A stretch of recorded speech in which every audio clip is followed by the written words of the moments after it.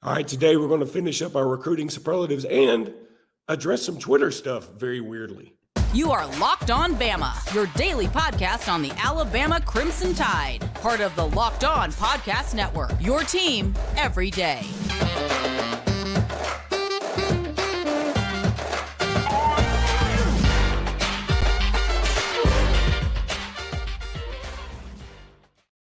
Hey, everybody. Welcome back into Locked On Bama. Luke Robinson, that's me. Jimmy Stein, that's him. Luke Robinson, that's me, still with COVID. I think I've got about another day left. The doctor said I should be good by Christmas, and I've got 4 kids upstairs, so I hope I'm good by Christmas. I mean, it's going to suck if you don't. When you're a dad, you only get so many Christmases, right? So you kind of want to be there for all of them. And like right now, I'm quarantined down in the basement. And yes, I do, in a very petty fashion, have the Iron Bowl and the SEC championship game from this year behind me on some TVs in the basement downstairs because, Jimmy, we got to address this. There's a Twitter account called Babysitter Barry or Barry. I'm not sure which way you say it. But anyway, he found an old clip of this podcast, and you were saying something like, and this was right when Perry Thompson flipped. And he said, and you were saying actually, check back with us at the end and let's see how the classes stack up then. Well, apparently, in the new age, we all keep receipts. And he reposted that, and a lot of Auburn fans have been like, yeah, okay, we're stacking up the classes now. And I sort of went back. I listened to the clip again. It's out there on Twitter if you want to just look up Babysitter Barry. I don't know why I can't say that again. I got COVID fog right now, so y'all bear with me. But I don't know why people took such offense to it, because I'm going to let you defend your take on it, by the way. But secondly, I didn't think you said anything that was that awful.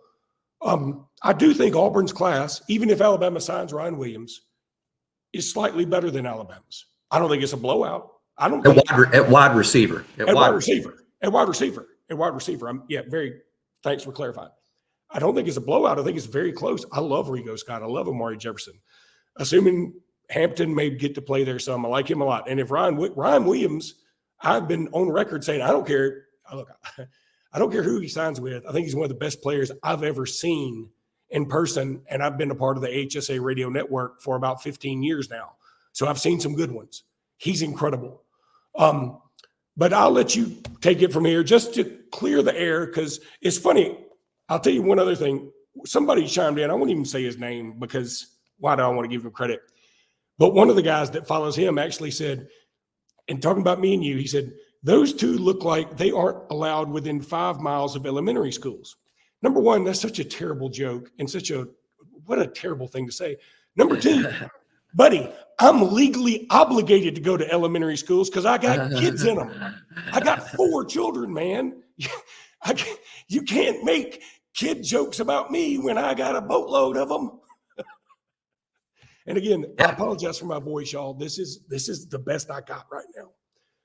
I'm sorry. I don't know why COVID is like everything else of COVID is out of me except my bad memory and my terrible voice. I don't know why this is the only thing that remains. Well, thankfully, you need neither to be a radio host or a podcast host. A memory or voice. Yourself, Jimmy. It's not important. Memory or voice, not important in this field of work. Okay, defending first of all, I'm going to give Auburn complete and total credit. I mean, they signed an outstanding group at wide receiver and probably better than Alabama's group at wide receiver. Sure. So I'll say, okay, I was wrong.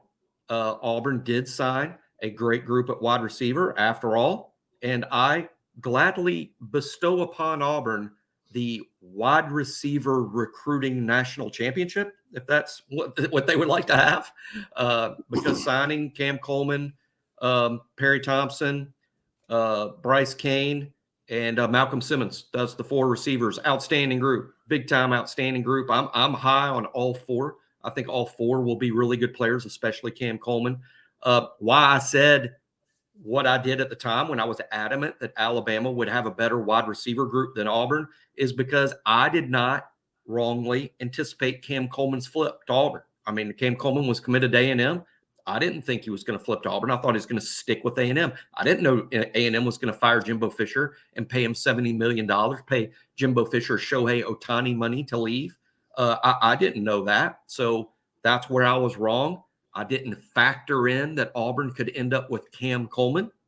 I did factor in that Alabama could end up with Ryan Williams in this class. That's why I was adamant, because if you take Cam Coleman away from this Auburn group and keep Ryan Williams and Alabama's, then Alabama did out-recruit Auburn at wide receiver, and that's what I was anticipating happening. But it was wrong.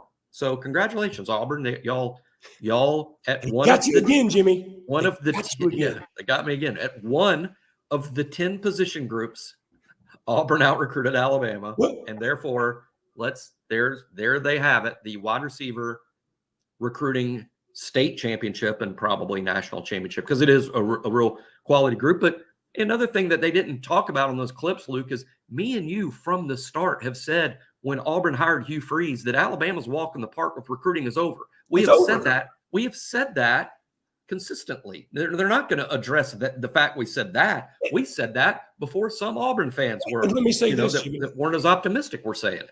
Let me say this, that I got some blowback when I reiterated that, because I said, hey, look, some Alabama fans don't want to admit this. I don't like to admit it, but I'm trying to be real. Auburn is a top 15 program all time. Right. I don't think that's in dispute. I don't know why. Some Alabama fans are like, you're nuts.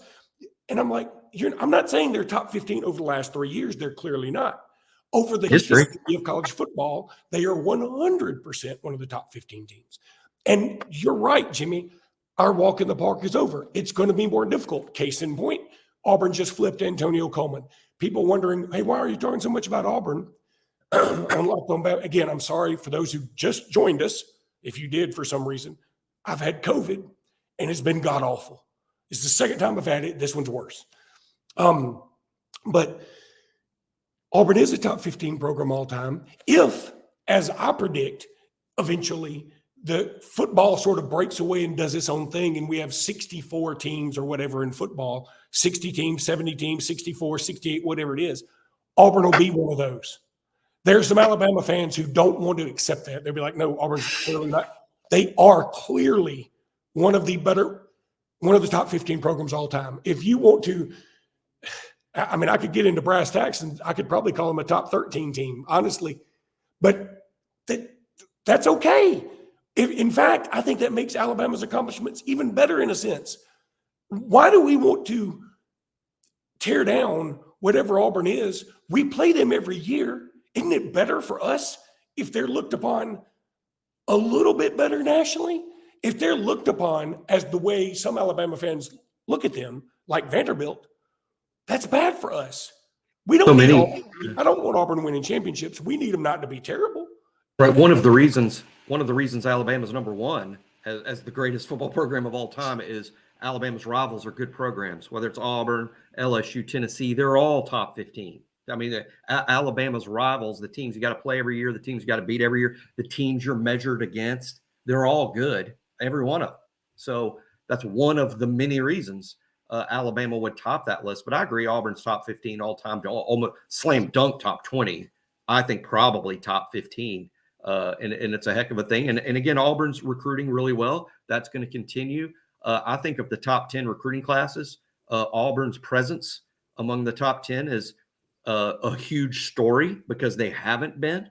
They're back to the top 10 in terms of national recruiting. And I think as long as Hugh Freeze is there for now, they're going to stay there because when Auburn hired him, there's no doubt that that's what he brings to the table. And I'm not surprised one bit that they recruited well. They recruited better than I anticipated. But again, I credit a big part of why is Auburn number 7? Why did Auburn sign a better receiving class than Alabama? Well, they flipped Cam Coleman from A&M to Auburn. Not sure that happens if Jimbo Fisher hadn't been fired, but he was fired, and they took proper advantage of it.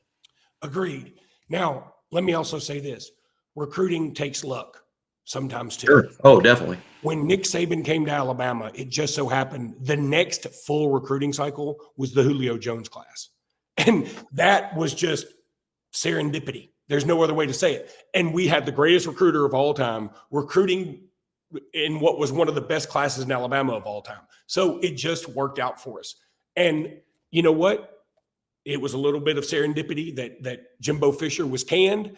And then Cam Coleman, who some people think is the best wide receiver in the country, is right in Auburn's backyard. That works out great for Auburn. So again, and for those saying, why are you talking about this on Locked on Bama? They are a number one rival. I don't care what anybody says. And Jimmy and I wanted to straighten this out on the podcast because neither Jimmy nor I has enough time or thumb muscle to go to Twitter and respond to everybody else's response. So we're hoping that if you got involved in that mild melee, that maybe you listen to this and everything's cool because babysitter Barry, I'm not sure which one it is. I've already tweeted him, said, hey, we're going to give you a shout out on the podcast. Feel free to watch it or don't. It doesn't matter. Whatever. I mean, we're not best friends, but we don't hate each other. That's what I'm going for. I just don't want to be egged when I walk down the street. And I don't think he does either. Assuming it's a dude. I'm not sure if it's a dude or not because it's Barry. I dated a girl named Barry in college, Barrie, and she was pretty as a speckled puppy, and I'm proud of her. She got married. She's in Columbus, Georgia. Everything's great, but that's just a weird name. And I always had to tell people when you're dating Barry, you got to go Barrie. You got to spell it that way. So, anywho, there are no live reads today. So, y'all just enjoy these couple of ads, and we'll be right back.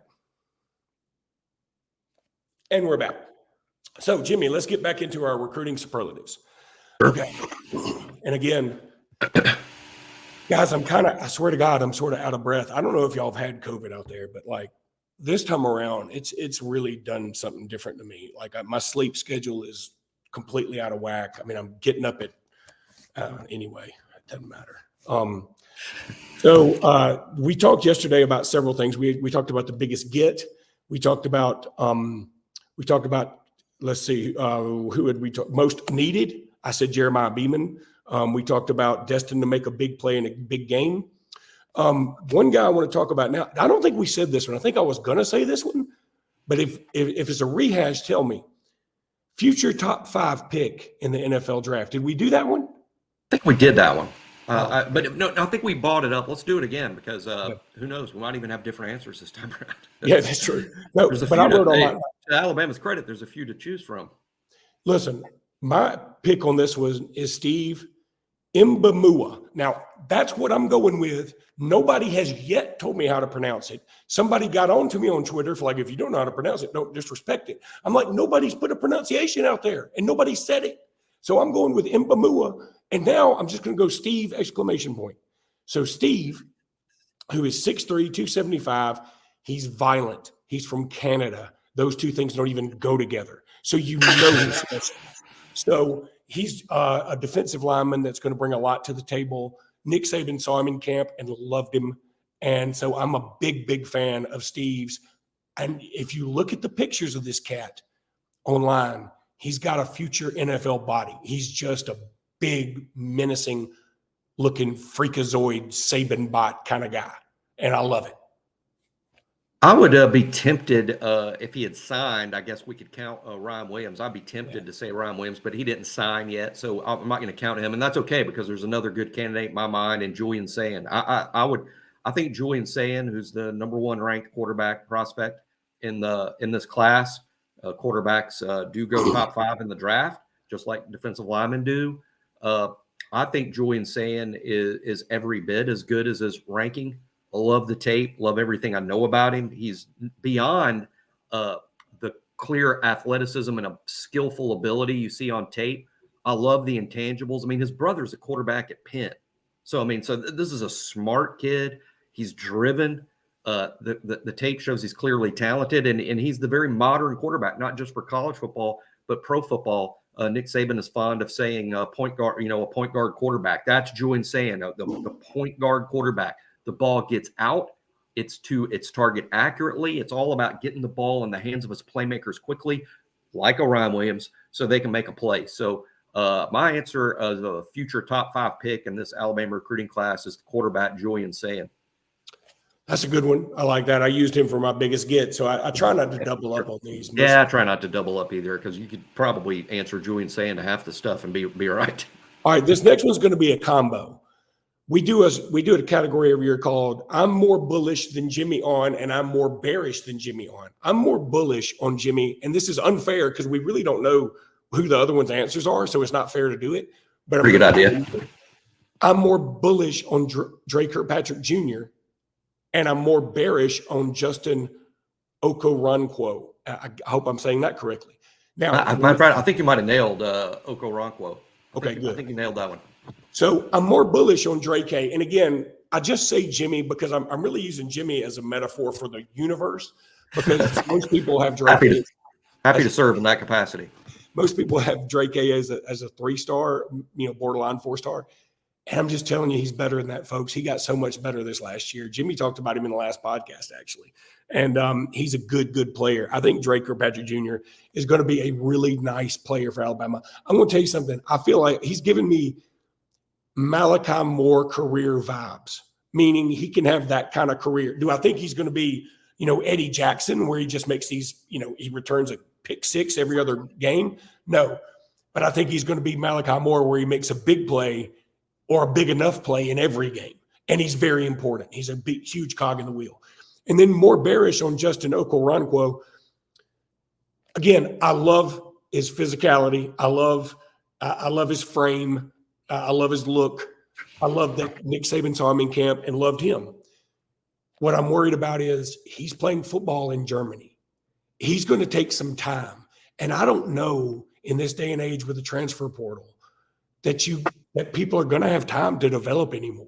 Like going either way. Like if a player loves where let's say this. Let's say a player feels like they can play somewhere else. They'll get in the portal, right?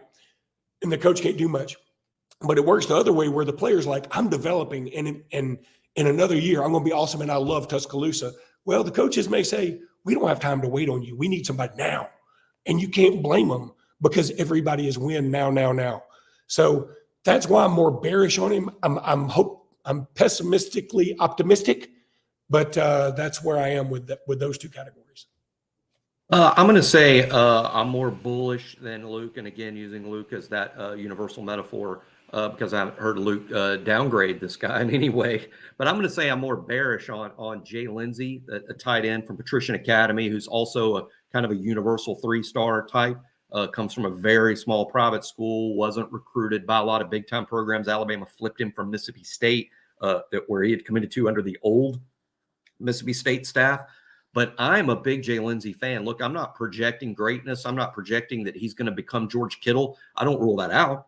But I'm not saying, hey, this is going to be a top 5 pick in the NFL draft. I'm not saying anything like that. But what I am saying is I feel as confident about Jay Lindsey being a contributing member of the football team than I am as virtually anyone Alabama signed. I just think his role might prove to be similar to the role that Alabama uses Robbie Oost right now. And almost to no one noticing, Robbie Oost plays a critical role in this team and has been a really good player this past season. He makes a lot of good blocks out on the edge. He's sprung a lot of good blocks. He's improved. He's played with the first team since he was a freshman. Probably plays about 20 to 30 first-team snaps every week. I think Lindsey can be that type guy, that designated blocker that brings a lot of physicality and that's contagious to the whole offense. So I'm very bullish on Jay Lindsey. Bearish, I'll just go with this name because Luke just mentioned him in terms of like who am I maybe less high on than Luke. I'll go with Steve, ! That is not to say I don't think he can be a good player. Of course he can be a good player. That's why Alabama signed him. I like the upside. I like what he can become. I'm just going to have some doubts for this one stupid reason that almost has nothing to do with him. We just signed a defensive lineman from Canada, and Isaiah Hastings, who had played just 1 year of football, moved to America his senior year. He was on Alabama's team for 2 years. He's transferring out. Some rumor he might end up at Illinois. Hastings didn't do too much. I know it's 2 years. He hadn't fully developed, but I'll just say Isaiah Hastings' 2 years at Alabama were very quiet, and he was a defensive lineman from Canada. So it's not Steve's fault that I'm lumping him in with Isaiah Hastings, but maybe I'm a little bit more now show me with Steve due to the Hastings experience. That is what I want to name my band, the Isaiah Hastings Experience. Hastings Experience. Okay. All right. When we come back, we're going to finish up our superlatives on recruiting, and we're also going to wish everybody an incredible Christmas. And we're back. Jimmy, one other category. We've got like 10 other categories, but I honestly, because I've been sick, I haven't been able to go through all of them again. And I think when we come back to do another podcast, I think it's time to get into Bama, Michigan, and actually start talking about this stuff and why in the world is Taylor Lewan trying to light a fire under Nick Saban's butt. I don't understand it, but whatever. Can't wait to see the first play of ... is another category. I went a little off script here because I went with Rico Scott. And I think a lot of people would not have picked him out of the lineup. And I I don't know what it is about Rico Scott, but I'm picking up some Marquise Mays vibes from him. Like, or maybe even Tyrone Prothro. Super playmaker. Just he's not he's maybe not going to be the first off the bus, but he's just going to make a bunch of plays. And I'm very fired up about him. I think he can be a good player, a good wide receiver. He scored a ton in Pennsylvania. He had some nice offers. Alabama targeted him early. Look, let's remember this, that I know Auburn got Malcolm Simmons and Bryce Kane early from in-state. But Alabama was targeting Rico Scott when those two guys were here. Correct. So I think if Alabama had liked those other two guys more, they would have targeted them more. They may have still gone to Auburn, may very well have. But Alabama saw Rico Scott and loved him. Let's also remember that Rico Scott's quarterback signed with Kentucky, so he's had a good quarterback throwing to him as well. So he knows about how to catch passes from a college quarterback. He knows what it's like to play in a good system, and he's played against pretty good competition. I'm a big Rico Scott fan. I'm looking forward to seeing what he can do in his first play. I like that answer. I'm going to go with Kevin Riley here, the running back from Tuscaloosa County High School. One of the reasons that I'm picking Kevin is, he committed to Alabama so late, even though he's a local kid. I mean, he basically, chose Alabama over Miami on signing day. And we haven't had a lot of time to discuss Kevin Riley and his impact on the program and how good he is, just simply because he was such a late signee. And he's a local. But let me tell you, man, this kid is really good. I love the burst. I think the number one trait you look for at the running back position is burst. That it's not the 40-yard dash, it's the 10-yard dash. How fast do you get out of the gate? And Kevin Riley's burst is just outstanding. He's got very good long speed. He's also tougher than you'd think. This guy runs through tackles, pretty good around the goal line. I think Kevin Riley is going to be an outstanding running back at Alabama. I think he can play early, and I'm looking forward to seeing him. And I'm looking forward to seeing his first carry because he's a home run hitter. Hey, this guy, one thing I like about some running backs, I say, hey, they can score from the 20, either one. Your 20, his own 20-yard line. That's Kevin Riley. He can score from either 20-yard line on the field, and Alabama really hit a home run with him very, very late in the process. So Kevin Riley's my answer for the guy I most look forward to seeing, his first play at Alabama. Let's also keep it real. Right now, we don't have a home run hitter in the backfield. It doesn't feel like we do. Jace has 2 80-yard touchdowns in his career, but we haven't seen it this year. I mean, we haven't really seen the big play from Jace or Roydell. So that's exactly right. And it's one of the things that Alabama's been missing, and we'll talk about in the run-up to Alabama, Michigan, that will really start in depth tomorrow. The final category is who do we wish we had signed? And again, mine may feel like it's going off script because I know some people may go, Perry Thompson or Cam Coleman, and I get that. I mean, I think both of them are really good. I'm going to go David Stone out of IMG Academy, who signed with Oklahoma.